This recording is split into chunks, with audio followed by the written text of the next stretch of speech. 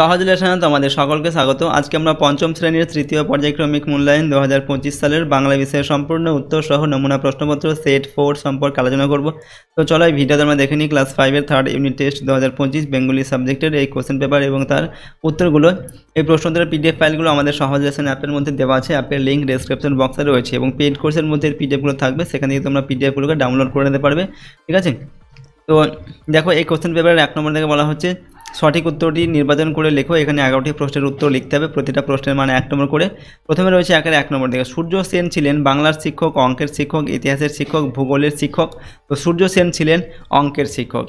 এরপর 2 নম্বর হচ্ছে তাল নবমী গল্পে গোপালের বয়স 10 বছর, 12 বছর, এরপর 8 বছর, 11 বছর। তো তাল নবমী গল্পে গোপালের বয়স হচ্ছে 10 বছর। 3 নম্বর থেকে, আজ কি বার মা? গোপালের এই প্রশ্নের উত্তরে গোপালের মা বলেছিল শনিবার, রবিবার, সোমবার না মঙ্গলবার। এখানে উত্তর লিখবে মঙ্গলবার, অপশান ঘয়ের টান। 4 নম্বর থেকে, বোম্বাগড়ের রাজা কবিতাটি কোন বই থেকে নেওয়া হয়েছে?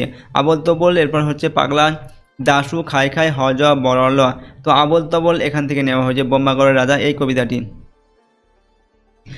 মিষ্টি কবিতার কবি আকাশে ঝড় বৃষ্টির সঙ্গে আর কি চেয়েছেন? রোদ্দুর, মেঘ, বিদ্যুতের চমক, মেঘের খেলা। সঠিক উত্তর হবে রোদ্দুর। 6 হচ্ছে এদিক ওদিক টানতে থাকে আমায়, কি কবিকে টানতে থাকে? কাঠবিড়ালি, তাল সুপারির বন, গাছের পাতা, সবুজ গাছপালা। উত্তর হচ্ছে কাঠবিড়ালি। এরপর দেখো 7, শিশু শব্দটি পুংলিঙ্গের উদাহরণ, স্ত্রীলিঙ্গের উদাহরণ, উভয় লিঙ্গের উদাহরণ, ক্লিব লিঙ্গের উদাহরণ। তো শিশু এটা হচ্ছে উভয় লিঙ্গের উদাহরণ, শিশু বলতে ছেলে মেয়ে দুজনকে বোঝায়।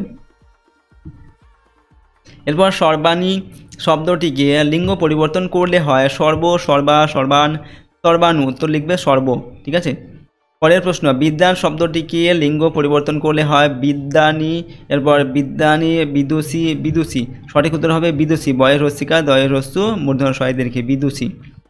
পরেরটা হচ্ছে ড্যাশ কি বাড়িতে আছেন? শূন্যস্থানে বসবে তুমি, তোরা, আমরা, আপনি। তো এখানে কী হবে? আপনি কি বাড়িতে আছেন? যেহেতু এখানে আছেন দেওয়া আছে তো এখানে আপনি হবে। ঠিক আছে, আপনি কি বাড়িতে আছেন? এরপর 11 নম্বরে, মেঘ শব্দটিকে বহুবচন করলে হয় মেঘ রাশি, মেঘ সমূহ, মেঘ মহল, মেঘ পাল। সঠিক উত্তর হবে মেঘ রাশি। এরপরে দেখো 2 নম্বরে দেখে নিম্নলিখিত প্রশ্নগুলির পূর্ণ বাক্য উত্তর দাও। 1 × 11 = 11। নেপাল সলজ্জ মুখে বললে মাছ ধরতেন। তো নেপাল কি মাছ ধরেছিল? এখানে উত্তর লিখবে নেপাল 2টো পুঁটি আর 1টা বেলে মাছ ধরেছিল। এরপর রেস্তোরাঁর গায়ে নোটিশ ঝুলছে, নোটিশে কি লেখা ছিল? নোটিশে লেখা ছিল কালো চামড়ার লোক আর কুকুরের প্রবেশ নিষেধ। নেক্সট হচ্ছে সে তখন একটা আবর্জনা নিয়ে কে আর দয়া দেখায়। এখানে আবর্জনা বলতে কি বোঝানো হয়েছে? এখানে আবর্জনা বলতে ফাটা ঘুড়িটাকে বোঝানো হয়েছে। বোম্বাগড়ের রাজা ছবির ফ্রেমে কি বাঁধিয়ে রাখেন? বোম্বাগড়ের রাজা ছবির ফ্রেমে আমসত্ত্ব ভাজা বাঁধিয়ে রাখেন। মস্ত আশীর্বাদের মতো মাথার উপর কি পড়ে? মস্ত আশীর্বাদের মতো মাথার উপর গাছের পাতা পড়ে। মিষ্টি সবার চাইতে সবচেয়ে মিষ্টি কি কেন? চিবিয়ে খেতে হয় বলে আখ সবচাইতে মিষ্টি। রবীন্দ্রনাথ ঠাকুর গীতাঞ্জলি লিখেছেন, বাক্যটিতে কোন পদ লেখো? এখানে দেখো রবীন্দ্রনাথ ঠাকুর এটা হচ্ছে বিশেষ্য পদ, গীতাঞ্জলি হচ্ছে এটাও বিশেষ্য পদ, এটা একটি নাম বোঝায়, লিখেছেন এটা হচ্ছে ক্রিয়া, কোনো কিছু করা বোঝাচ্ছে। ঠিক আছে, এরপর বচন কাকে বলে? কোনো বস্তু বা প্রাণীর সংখ্যা বা পরিমাণ বোঝানোর জন্য যে ধারণা ব্যবহার করা হয় তাকে বচন বলে। 2 নম্বর, সর্বনামের দ্বিত্ব প্রয়োগে বহুবচন হয়েছে এমন একটি উদাহরণ দাও। তো তোমাদের মধ্যে কেউ ওদিকে যাও, ওরা ঠিক এটা হচ্ছে একটি, এখানে বলা হয়েছে কি সর্বনামের দ্বিত্ব প্রয়োগে একটি বহুবচন হয়েছে, এরকম একটা উদাহরণ লিখতে হবে। এখানে কেউ এটা আমরা লিখলাম। তো ওরা ঠিক নিমন্ত্রণ করবেন। এই বাক্যের পুরুষ বা পক্ষের নিচে দাগ দিয়ে পুরুষ বা পক্ষ নির্ণয় করো। তো ওরা এটা হচ্ছে প্রথম পুরুষ। ঠিক আছে, এরপর রমেশের দাদা কলেজের অধ্যাপক। এই বাক্যটির পুংলিঙ্গবাচক শব্দটিকে বদলে বাক্যটি আবার লেখুন। তো এখানে রমেশের দাদা এটা হচ্ছে পুংলিঙ্গবাচক, তো রমেশের দিদি কলেজের অধ্যাপিকা হবে। ঠিক আছে, এইভাবে লিখলাম। নেক্সট হচ্ছে 3 নম্বরে নিম্নলিখিত শব্দগুলির বিপরীত শব্দ লেখো, যে কোনো 5টি লিখতে হবে। 1 × 5 = 5। এখানে দেওয়া আছে উত্থান, বিজ্ঞ, দীর্ঘ, ঋজু, মৌলিক, নীরস। উত্থান এর বিপরীত হবে পতন, বিজ্ঞ এর বিপরীত হবে অজ্ঞ। বিজ্ঞ মানে হচ্ছে জ্ঞানী, আর অজ্ঞ মানে হচ্ছে যার জ্ঞান নেই আর কি। দীর্ঘ এটা হবে হ্রস্ব, দীর্ঘ মানে লম্বা, হ্রস্ব মানে হচ্ছে ছোট। এরপর হচ্ছে ঋজু, এটা হবে বক্র, ঠিক আছে। মৌলিক হবে যৌগিক। নেক্সট নিরস, এটা হবে সরস। তো এগুলো আমরা বিপরীত শব্দ লিখলাম। 3-4টি বাক্য এখান থেকে উত্তর লিখতে হবে। প্রশ্নের মান 2 করে, 4 দেখুন 8 নম্বর দেওয়া আছে। প্রথমে 4 রাখে, তারপরেই সেই আশ্চর্য ঘটনা ঘটে গেল। আশ্চর্য ঘটনাটি কি? আশ্চর্য ঘটনাটি হলো ঘুড়ির প্যাঁচের লড়াইয়ের সময় সুতো ছিঁড়ে সত্যি সত্যি চাঁদিয়াল আর পেট কাটা ঘুড়ি দুটো একসঙ্গে উড়ে গেল খুশিতে মাথা নাড়তে নাড়তে। দুটি বন্ধু যখন আকাশে উঠতে গেল তখন ঘুড়ি ওড়াতে থাকা দুই দলই হতভম্ব হয়ে আকাশের দিকে চেয়ে রইল। এই ঘটনায় ঘুড়ি ওড়ানো দুটি মানুষের দলই হেরে গেল আর জিতে গেল দুই বন্ধু ঘুড়ি, পেট কাটা আর চাঁদিয়াল। 4-এর 2 নম্বর হচ্ছে তবু সেদিন ছাত্রদের মনে হয়েছিল এ মানুষটি অন্যরকম। এখানে কোন মানুষটির কথা বলা হয়েছে? সেই মানুষটির দুটি অভ্যাসের কথা লেখো। তো মানুষটি হলো উমাতারা হাই স্কুলের অঙ্কের শিক্ষক মাস্টারদা সূর্য সেন। বাঙালির ধুতি পাঞ্জাবি বা ধুতি শার্টই তার পোশাক। চুপচাপ এই মানুষটি যেমন কম কথা বলেন, তেমনি তার চলাফেরাতেও শব্দ হয় না। খুব সহজ সাধারণ মানুষ, কিন্তু তাকে ঠকাবার উপায় নেই। তার চোখের দিকে তাকালে কোনো কিছু লুকোনো যেত না। তিনি হাসি মুখে সবার সঙ্গে মেলামেশা করতেন। 3.5 নম্বর চুপ থাকাটাও বাজনা বাজায়। চুপ থাকলেও কোথায় কিভাবে বাজনা বাজেন। কবি কখনো কখনো নিজেকে একা ভেবে দুঃখ পান, তার একাকিত্ব নীরবে তাকে কষ্ট দেয়। কিন্তু কবি প্রকৃতির কাছে সঙ্গ পান। সবুজ গাছপালা, গাছের ছায়ায় ঢাকা পথ, চঞ্চল কাঠবিড়ালি কবিকে সঙ্গ দেন। গাছের পাতা তার মাথার উপর ঝরে পড়ে। গাছের পাতা ঝরে পড়ার শব্দ, কাঠবিড়ালির লাফালাফি সবই যেন ছন্দের মতো কবির প্রাণে প্রতিধ্বনিত হয়। তখন কবি চুপ করে থাকলেও তার অন্তরের নীরবতা সেই ছন্দে মুখরিত হয়ে ওঠে। এরপর দেখো, গড়িয়ে যেতে সে পথে যে পায়ে মজা সে মুখ খুল। এখানে কোন পথের কথা বলা হয়েছে? এই লাইন দুটির মধ্যে দিয়ে কবি কি বোঝাতে চেয়েছেন? তো যে পথে পিছলে পড়া থাকবে না, হোঁচট খাওয়ার ব্যথা ও দুঃখ থাকবে না, সেই পথের কথা বলা হয়েছে।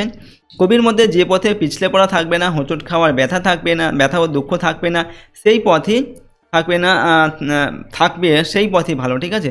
তার সে যতই চড়াই ভাঙা অনেক দূরের পথ হোক, তবু সে পথ চলায় প্রকৃত আনন্দ পাওয়া যায় বলে কবি মনে করেন। ওকে, অর্থাৎ যে পথে দুঃখ যন্ত্রণা নেই আর কি, সে পথ কবির মতে পছন্দ নয়। নেক্সট হচ্ছে দেখো 5 নম্বরে 6-7 বাক্যে নিম্নলিখিত প্রশ্নগুলোর উত্তর লিখতে হবে। প্রশ্নের মান 5 নম্বর করে, দুটির জন্য 10 নম্বর দেওয়া আছে। 5-এর 1-এ বর্ষা রাতে গোপাল কি স্বপ্ন দেখেছিল, তার স্বপ্ন কিভাবে মিথ্যা হয়ে গিয়েছিলেন। বর্ষা রাতে গোপাল স্বপ্ন দেখেছিল জটি পিসিমা ও তার মেয়ে লাবণ্যদি তাকে আদর করে যত্ন করে খাওয়াচ্ছেন।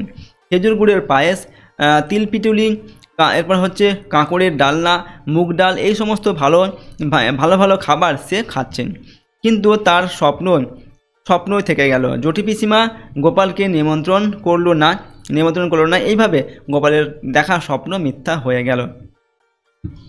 অথবা দিয়ে রয়েছে আগুন লাগিয়েছে টেলিফোন আর টেলিগ্রাফের অফিসেও। কারা এমন করেছিল, কেন করেছিল? চট্টগ্রাম শহরের অল্প বয়সী কিছু ছেলে মাস্টারদা সূর্য সেনের নেতৃত্বে টেলিফোন আর টেলিগ্রাফের অফিসে আগুন লাগিয়ে দিয়েছিল। মাস্টারদার নেতৃত্বে চট্টগ্রামের যুবক দল অত্যাচার আর অপমানের প্রতিশোধ নিতে এবং মাত্র 3 দিনের জন্য হলেও তাদের শহরে স্বাধীনতা ফিরিয়ে আনার জন্য তৎপর হয়েছিল। ইংরেজদের সমস্ত রকম যোগাযোগ ব্যবস্থা বিচ্ছিন্ন করে তাদের দুর্বল করে দেওয়ার উদ্দেশ্যেই টেলিফোন আর টেলিগ্রাফের অফিসে তারা আগুন লাগিয়ে দিয়েছিল।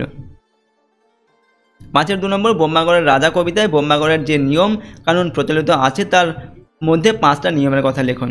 কবিতায় বোম্বাগড়ের যে নিয়মকানুন প্রচলিত আছে সেগুলি হলো, 1 নম্বর হচ্ছে বোম্বাগড়ের রাজা আমসত্ত্ব ছবির ফ্রেমে বাঁধিয়ে রাখেন। 2 নম্বর রানী মাথায় অষ্টপ্রহর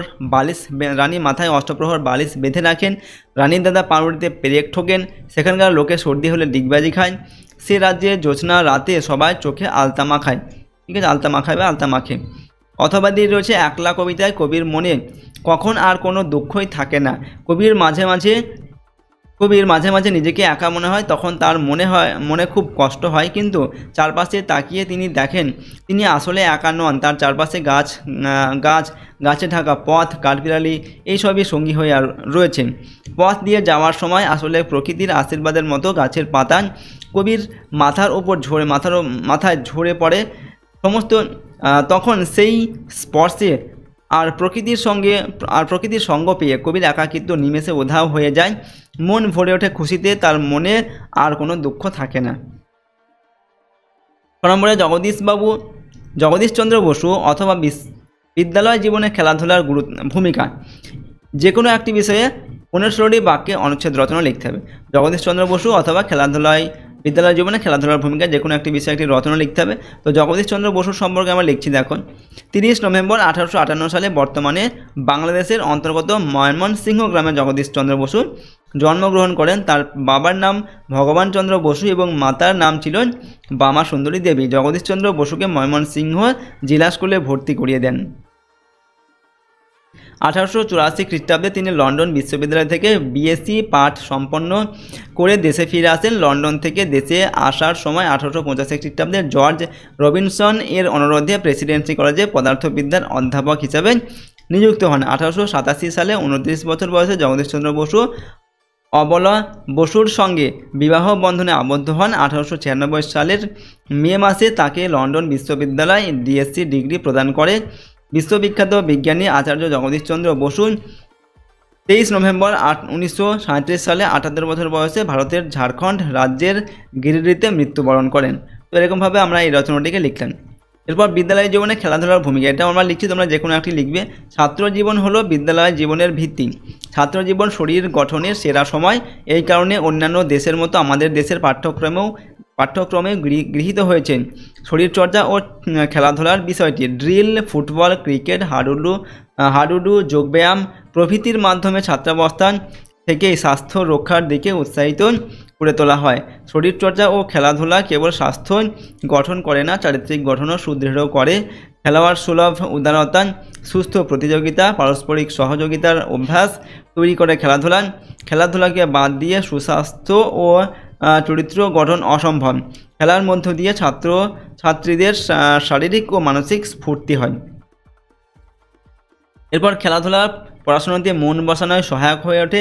এছাড়া পড়াশোনা করতে গিয়ে বইতে শেখা তত্ত্ব যেমন সৌহার্দ্য, দলগত ঐক্য, মূল্যবোধ, খেলোয়াড় সূচক মনোভাব, হাল না ছাড়া ইত্যাদির বাস্তব প্রয়োগ হয় খেলাধুলার মাধ্যমে।